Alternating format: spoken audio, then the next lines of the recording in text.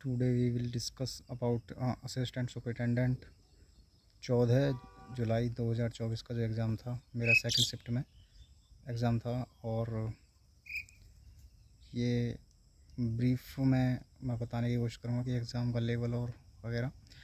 तो सबसे पहले जो सेक्शन खुला था उसमें रीज़निंग थी, और रीज़निंग के 20-20 के 2 सेक्शन थे, जिसमें जो फर्स्ट सेक्शन था तो उसमें डूएबल थे। अप्रॉक्स 2 क्वेश्चनों को छोड़कर सारे जो थे वो डूएबल क्वेश्चन थे, और मैंने 19 अटैम्प्ट करे थे। उसमें से एक था, उसमें समझ नहीं आया था कॉन्सेप्ट क्या था, और वो जो था। और इसमें बात करूँ मैं, 3 तो थे सिटिंग अरेंजमेंट के, और 4 सीरीज़ थी, नंबर सीरीज़ और लेटर सीरीज़ और एनालॉजी वगैरह के क्वेश्चन थे। ओवरऑल ये थे, ना कैलेंडर ना क्लॉक, ऐसा कुछ भी नहीं था। सेकंड सेक्शन में भी सेम 2-3 वो क्लॉक, सॉरी 2-3 सिटिंग अरेंजमेंट और सीरीज़, और जो ऑड वन आउट वाला होता है वो 2-3 क्वेश्चन थे सेकंड वाले में। ओवरऑल मैं बताऊँ तो रीजनिंग डूएबल, 2 क्वेश्चनों को छोड़कर 38 डूएबल।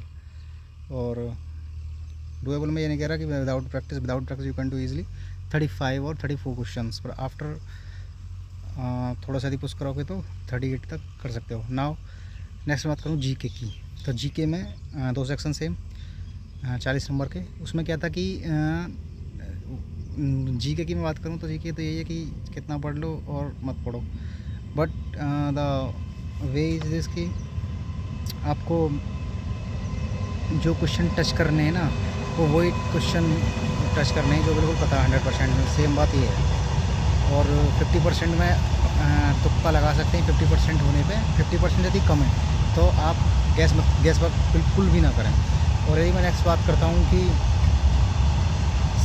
उसमें एक क्वेश्चन तो ये आया था कि वो तुम्हारा उसकी बुक शायद राज तरंगणी आई थी, कल लड़की, और 1-2 क्वेश्चन आए थे। सेंसस से भी आया था एक क्वेश्चन, और हिमालय से भी था एक क्वेश्चन। एक नर्मदा नदी से था कि गोदी नदी राखी थी कि अरब सागर में कौन सी गिरती है। और एक वो था कि यू टर्न जो लेती है, ब्रह्मपुत्र नदी जो यू टर्न लेती है, वहाँ से उससे एक क्वेश्चन था हिमालय से, अपर हिमालय से। हाँ, एक क्वेश्चन ये था। थोड़ा वॉइस को इग्नोर करना है, ट्रेन जा रही है तो। और यदि मैं बात करूँ इसकी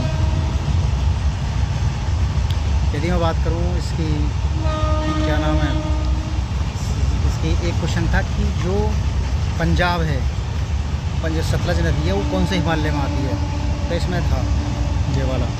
और ओवरऑल जीके की बात करूँ तो जीके थोड़ा मॉडरेट ही था। मॉडरेट का मतलब जीके तो मॉडरेट ही होगी भाई, यदि क्वेश्चन आता तो उसके लिए तो ईजी है, वरना वो मॉडरेट है दोनों सेक्शन। तो यदि 25 के आसपास क्वेश्चन करने लायक थे उसमें जीके में। यदि नेक्स्ट बात करूँ उसकी इंग्लिश की ना, मैथ की करते हैं। पहले मैथ में बता देता हूँ कि मैंने फर्स्ट गो में 19 क्वेश्चन करे थे फर्स्ट सेक्शन के। एक क्वेश्चन था जो थोड़ा कैलकुलेटिव था, और वो कैलकुलेटिव रिलेटेड था थोड़ा मैं तुम्हें बताऊँ, था थोड़ा अर्थमेटिक का ही था वो कोई क्वेश्चन, और उसमें थोड़ा स्किप था। इसमें दिक्कत ये भी है कि सेक्शन सबमिट करना पड़ा जब आगे को जाओगे, तो वो क्वेश्चन वैसे छूटा था। 19 थे उसमें। और उसके बाद जो सेक्शन 2 था उसमें भी 18 क्वेश्चन करने लायक ईजी थे, बिल्कुल रेशो ज़्यादा था। और एडवांस के भी 2-3 क्वेश्चन थे, ज्योमेट्री का क्वेश्चन नहीं था। और नेक्स्ट यदि बात करूँ उसकी, नेक्स्ट अपना बात कर दें, फिर इंग्लिश खुला। एक बात और, जिनकी इंग्लिश है, ये थोड़ा ध्यान देने वाली बात है, यदि इंग्लिश जिसकी अच्छी है तो वो इंग्लिश पहले अटैम्प्ट करना। वरना इंग्लिश में यदि नॉर्मली बच्चे जो इनकी हिंदी, नॉर्थ साइड के जो बच्चे हैं उनकी हिंदी थोड़ी ठीक है, तो आप ऐसे करना कि यदि टाइम पूछ रहा है तो कर लेना आप। वरना ऐसे करना 20 क्वेश्चन करने के बाद जो कॉम्प्रहेंसिव वाला पार्ट है इंग्लिश का, उसे स्किप करने के बाद, सबमिट करने के बाद तुरंत हिंदी पे जाना, कि हिंदी के आपको 40 क्वेश्चन अटैम्प्ट करने। मुझसे थोड़ी यही गलती हुई कि इंग्लिश में जो थोड़े क्वेश्चन थे वो मैंने, इंग्लिश थोड़ी ठीक ठाक है अपनी, तो मैंने इंग्लिश पर ही ज़्यादा ध्यान दिया। और इंग्लिश के मैंने 38 के आसपास, 37 के आसपास क्वेश्चन थे जिनमें 3-4 मिनट डाउट भी है। और फिर उसके बाद मैं हिंदी पे गया था। हिंदी में जब मैं गया था तो मेरे पास 6 से 7 मिनट बची थी, 6 से 7 मिनट बची थी। और फिर उसके बाद मैंने हिंदी के 20 क्वेश्चन वो पहले वाले थे, उसमें से 19 करे थे। एक क्वेश्चन साथ मैंने छोड़ा था, उसमें मैंने आधा थोड़ा तत्सम वगैरह सब कुछ। और उसके बाद मैं बात करूँ सेक्शन 2 की, तो उसमें मैं ज़्यादा क्वेश्चन नहीं अटैम्प्ट कर पाया भाई। तो मैं ये सलाह दूँगा कि आपको कि आप इंग्लिश के जो फर्स्ट जो वो है उसको गो थ्रू करने के बाद, हाँ यदि ये कि आपके पास टाइम है 20-25 मिनट भी बज रही हैं इंग्लिश के बाद, तो आप इजीली दोनों को अटेम्प्ट कर सकते हैं, वरना आप सबमिट करके तुरंत हिंदी बजाएं, जिससे कि आपका स्कोर को फ़र्क पड़ेगा। क्योंकि भाई उसमें तुम हिंदी में थोड़ी एक्यूरेसी पे ध्यान दोगे तो अच्छे स्कोर कर सकते हो, बट इंग्लिश में आप सस्पेंस में ही रहोगे।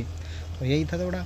यदि ओवरऑल में पेपर की बात करूँ तो ओवरऑल जो पेपर था वो टाइम मैनेजमेंट यदि किसी का है तो बेस्ट पेपर था, ईजी पेपर था, मॉडरेट टू ईजी था ईजी टू मॉडरेट नहीं था, मॉडरेट टू ईजी था। तो बाकी यही है, बाकी देखते हैं कि रिज़ल्ट कब आता है, कट ऑफ क्या जाती है। बाकी और कोई डाउट हो तो भाई पूछ लेना। बाकी जय हिंद।